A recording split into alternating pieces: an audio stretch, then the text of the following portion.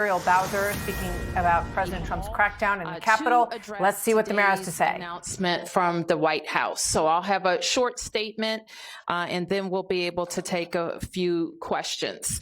So let me start by saying this. Washington, D.C. is a beautiful city, magnificent city. We're home to 700,000 Washingtonians. We welcome millions of visitors every year from around our nation and around the world. We have the nation's premier park system, fantastic public schools, including a free and robust pre-K program starting at age 3.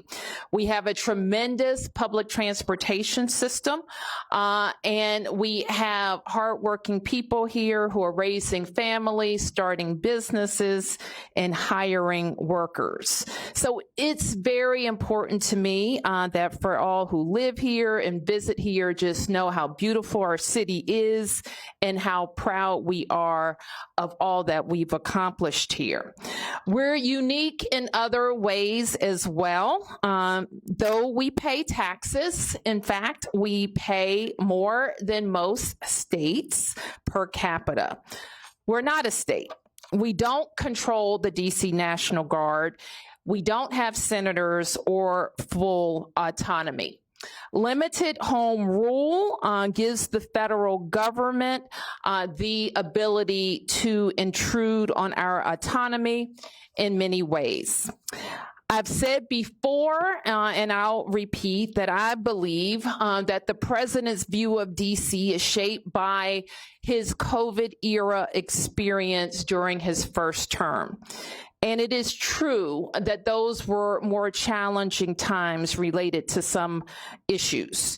It is also true that we experienced a crime spike post-COVID, but we worked quickly to put laws in place and tactics that got violent offenders off our streets and gave our police officers more tools, which is why we have seen a huge decrease in crime because of those efforts. We have been able to reverse that 2023 crime spike. This year, crime isn't just down from 2023, it's also down from 2019, before the pandemic, and we're at a 30-year violent crime low. We're not satisfied.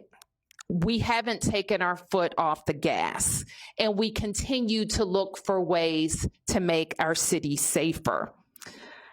We know, however, as most have heard from the president's press conference, that he has prerogatives in DC unlike anywhere else in the country, including his authority given by our home rule charter to require the mayor, to require me to supply services of the Metropolitan Police Department.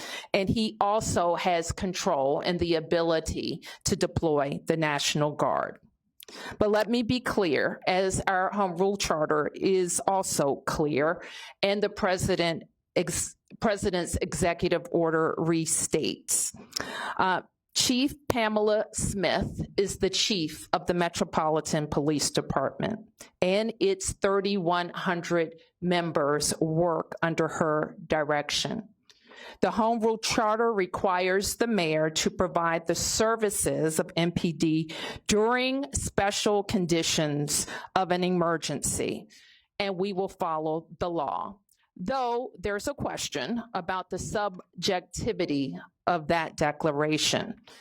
In fact, the chief has already provided a high-level liaison and point of contact with the federal government and made those initial contacts. The executive order is also clear that the president has delegated his authority to make requests of us to Attorney General Pam Bondi. I have reached out to Attorney General Bondi and hope to schedule a meeting soon. My message to residents is this. We know that access to our democracy is tenuous. That is why you have heard me and many Washingtonians before me advocate for full statehood for the District of Columbia. We are American citizens. Our families go to war. We pay taxes and we uphold the responsibilities of citizenship. And while this action today is unsettling and unprecedented, I can't say that given some of the rhetoric of the past, that we're totally surprised. I can say to DC residents that we will continue to operate our government in a way that makes you proud. We will balance our budgets. We will deploy our services. Our kids are going to start school on August 25th.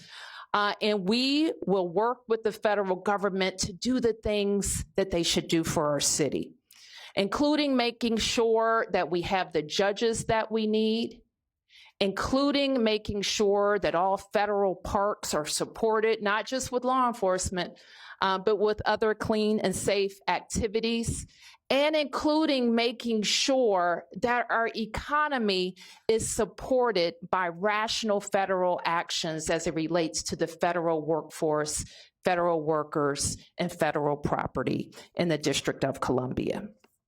So with that, I want to ask Chief Smith to talk about her interactions with the federal forces, federal police and law enforcement that have been engaged in the district. Hey, Sean Hannity here. Hey, click here to subscribe to Fox News YouTube page and catch our hottest interviews and most compelling analysis. You will not get it anywhere else.